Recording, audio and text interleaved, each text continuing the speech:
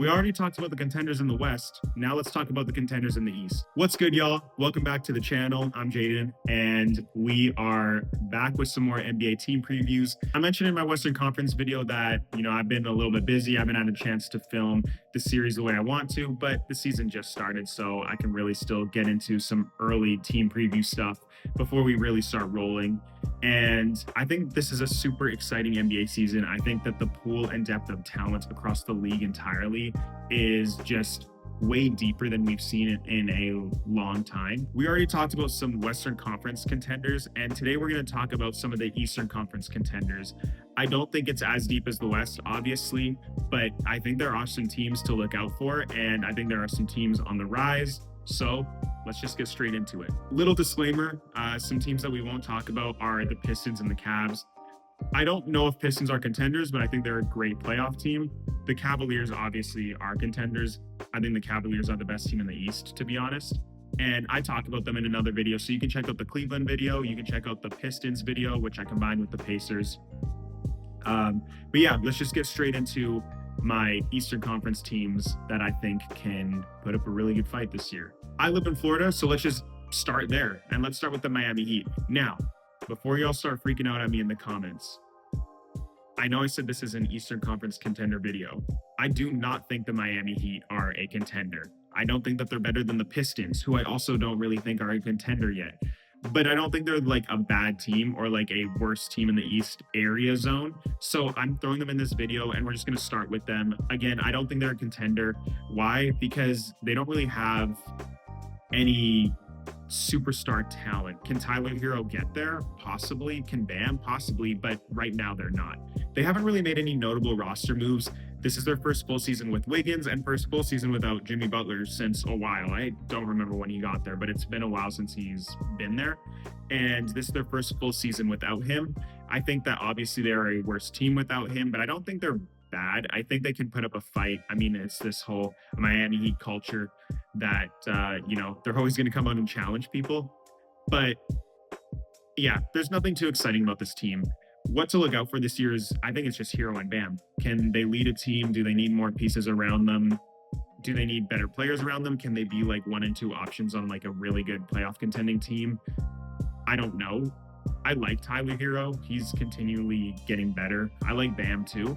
So it'll be interesting. Kilo Ware is an interesting prospect. I think that they have like a decent future, but I do think there's some roster reconstruction to do here. Yeah, I don't think there's much with this team. Like I said, I don't think they're a contender. I just threw them in this video because I think that they're not a bad team and we want to talk about them a little bit because they're exciting enough. Again, they can put up a challenge. I could see them pushing as high as a 6 seed in a very, very depleted Eastern Conference. I think they're a playoff team pretty easily, but they're more of that back end 6, 7. I'm sorry. I didn't even mean to say that. I'm sorry. That was, yeah, I think they fall into that area of the back end of the playoff standings because there are just other teams in the East. Like Boston's way worse than I thought they're going to be right now. They could get better, but I don't know. The Pacers as well, like lost Halliburton, Turner, now Mathurin. Obi Toppin is dealing with injuries. Like they're cursed right now. All right, let's stay in Florida and talk about the better team that I actually do think could possibly contend for a championship. And that is the Orlando Magic. The roster changes. Obviously, the most notable one is the Desmond Bane addition, who is now starting at shooting guard for them. It gives them much needed 3-point shooting alongside Franz. And so far, the pickups looked really good, actually. I liked Desmond Bane a lot on Memphis, and I really like him in this position. I like him as like a third option for sure. And I think he's going to add some much needed scoring, shooting. He's a good defender. He's going to be a great addition for this squad. I think there's 2 things to look out for with the Magic this year, and 2 things that are really going to determine their success. Actually, 3 things. The first thing isn't obvious, and it's an obvious for every team. Can they stay healthy? Because Jalen Suggs seemingly always is getting hurt. Paulo and Franz got hurt with the same injury, I think, last year with the oblique injury. Can they just stay healthy? If they can, I think they can contend, especially with Jalen Suggs, because Jalen Suggs is like that motor. Jalen Suggs is like the Draymond Green of the Orlando Magic, basically. He's just that motor defensive guy that they need on the floor in order for them to succeed. The other 2 things are How good is the starting five? I think they're being slept on. I think they are one of the better starting fives in the NBA. I'm not a huge Wendell Carter Jr. fan. I would like them to get another center, but he's not terrible, so I'm fine with it. I think that they can definitely exceed expectations when it comes to the starting five. And that goes to my second point, Paulo and Franz. What next level do we have for them? I think Paulo's going to be an all-star again this year. I saw someone say Paulo was going to be an MVP this year. That's insane. I think Paulo's great. It would be sick if he was. But I think that's crazy. Yeah, I just think that's crazy. Franz Wagner, I think, is going to be an all-star with this new World versus USA format. And so with 2 all-stars on the team, yeah, I think they can easily contend for a championship. I just want to see how Paulo and Franz develop. I want to see how much more they have to their game. They're going to keep getting better. They're both young players. Paulo hasn't even been in the league for like too long, but time is kind of flying, but he hasn't been in the league for too long. Yeah, I think the Magic are going to fall in that 4 or 5 seed range. I do think teams like the Hawks and the Cavs are better than them. But yeah, I think the Magic fall around that area. I think they're easily a playoff team. I think they could get to the second round and then just kind of go from there. But yeah, don't sleep on the Magic. Don't sleep on the Magic. This is another team that I'm iffy on as a contender. And even now that I'm thinking about it, I'm not even iffy on them. I don't think they're a contender. I just put them here because they're not like a worse team in the East. And the East just doesn't have a lot of contenders. Like realistically, the East has maybe 3 solid contenders, 3 solid ones. The Cleveland Cavaliers, the Magic, and the Knicks, who we'll talk about in a second. But other than that, not really. I just think there are other teams that it's like we look at them and they have good players. They could be good, but they're not there yet. And that's the same with this next team, which is the Milwaukee Bucks. Obviously, the Milwaukee Bucks added Miles Turner, Kevin Porter Jr. They lost Damian Lillard. I don't get this hype. If anyone has hype around the Bucks, and if you're a Bucks fan watching, I'm sorry. It's just Giannis isn't enough for me to become a contender, especially with the squad he has around him. Like Kevin Porter Jr. is a starting point guard. Gary Trent Jr., Kyle Kuzma's coming off the bench. I like Miles Turner. I have no idea why he went to the Bucks. But this team they're not it for me. They're not it for me. And maybe I'm much lower on them than other guys. And I will say, Giannis is looking crazy right now. Like Giannis is putting up insane numbers. I think he had a 30-20 game, second game of the season. He had 40 the other day. Yeah, Giannis will continue to be Giannis. And it's honestly not a Giannis issue. It's just a roster issue. It's a coaching. It's like the team itself is just not it. I really want Giannis to be somewhere where he can succeed and be on the highest stage more often because it's just not happening in Milwaukee. And it's injuries. I get it. It's his injuries. I get it. But his roster is just so bad around him that it is not enough for him to contend despite being a top 3 player in the league. Again, the East is so bad that I think they can fall around that 7 to 8 range. I think they can make the playoffs, especially with Giannis. I think he can easily make the playoffs. I just don't think he can contend for a championship. Yeah, I think they still are a playoff team. I think they're a back-end playoff team, but contention, no. Let's talk about the New York Knicks, who I like again this year. And honestly, I was in debate of putting them ahead of Cleveland, and I still am. Cleveland looks good too, and they're even playing without Darius Garland. But I like the Knicks this year. Their most notable changes aren't just roster moves, it's also the change of the coach to Mike Brown. But they also brought in Jordan Clarkson to add to some depth.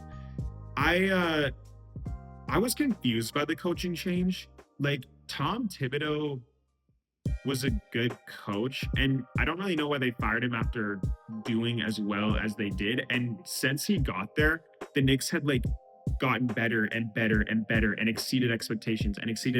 Like think about the Knicks 5 years ago, how much of a joke they were in the league and how much people just did not mess with them and the way their organization was run. And Thibodeau really helped change that around.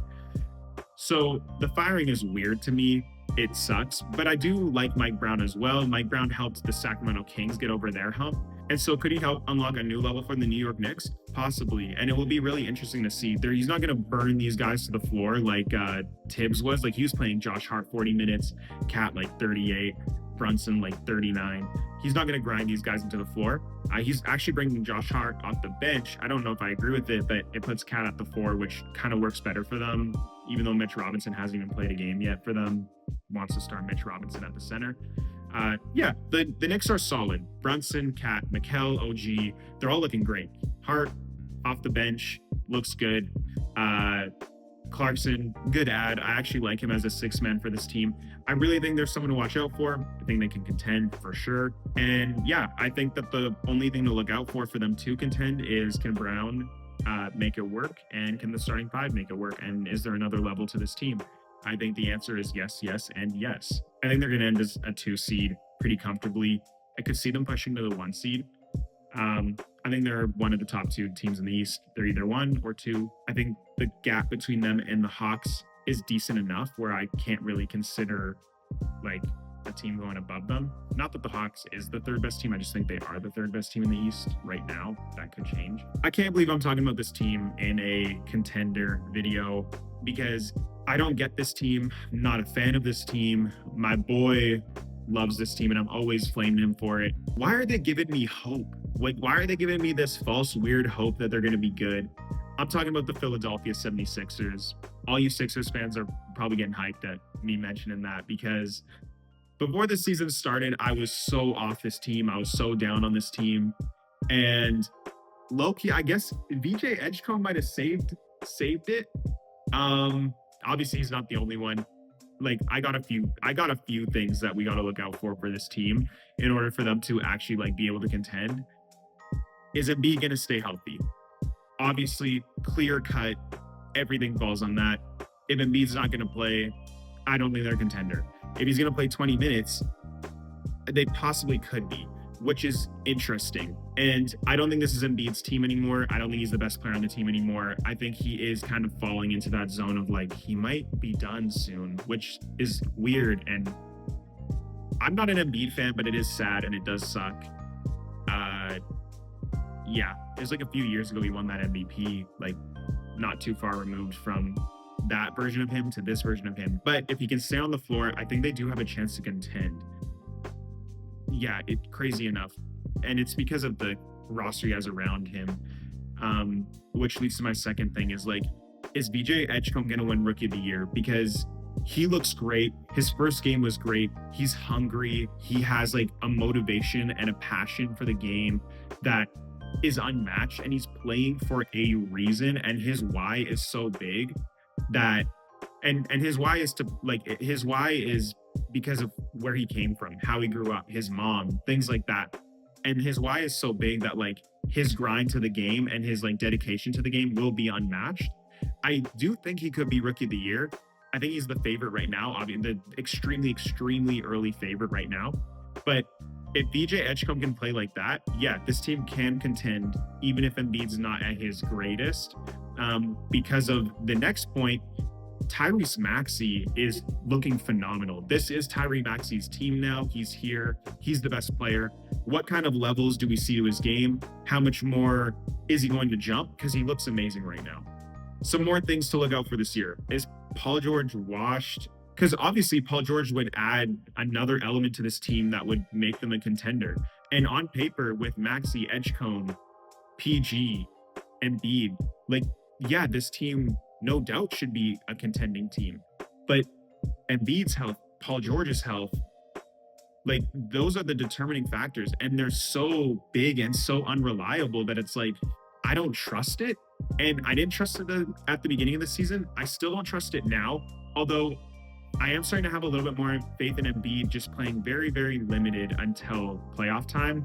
But PG and Embiid, those are your 2 question marks. Those are what will help you to actually contend in the Eastern Conference. The last thing I wanted to point out about this team is like, are we sleeping on them? And I think that's a question to myself. Like, am I still sleeping on this team? Because I'm skeptical. I think that they can be, but I don't know. And yeah, are we sleeping on them? Are we overrating them? They're just a weird team. I was talking about standings with every other team. This one, I literally don't know. Like, they could fall anywhere. They could be out of the playoffs if, injuries don't go their way. Granted, like, you can say that about any team. I get it. You can literally say it about any team. But this team is so different because, like, Embiid is going to get hurt at some point. Paul George is hurt right now. Like, it's the same story. Every single year, it's the same story. So they could fall anywhere. They could be out of the playoffs. They could also be as high as like a top 5 seed in the East, which is just, it's crazy. But the East is also depleted. So it makes sense. Overall, I think that they probably fall around that 5 to 6 area. I think that they could end up as a top 5 seed for sure. I don't think they actually do miss the playoffs because I think Maxey and BJ are good enough to put them over that hump. But yeah, it'll be a very interesting year for the Sixers. Now that I talk about it out loud, I don't think they're going to end outside of the playoffs. I think they're better than Miami. I think they honestly could be better than the Pistons. I think that they're a solid team.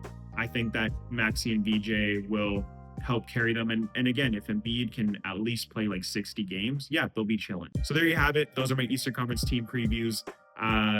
We got one more video coming out for this team preview series, and it's going to be those back end teams. I'm sorry to Toronto Raptors fans. I'm Canadian. Like, they're in that video. I think that they are a playoff team. I don't like them as much as these teams, although I do like them more than Miami. So I probably could have swapped those two, but we'll talk about the Raptors to all my Canadians. Yeah, my bad. Stay tuned for that. One more video. And then after that, we're going to dive into some more content, some more different topics and stuff like that. Look forward to it. Hope you guys look forward to it too. Leave a like and subscribe. Much appreciated. And I'll catch y'all in the next video. Peace.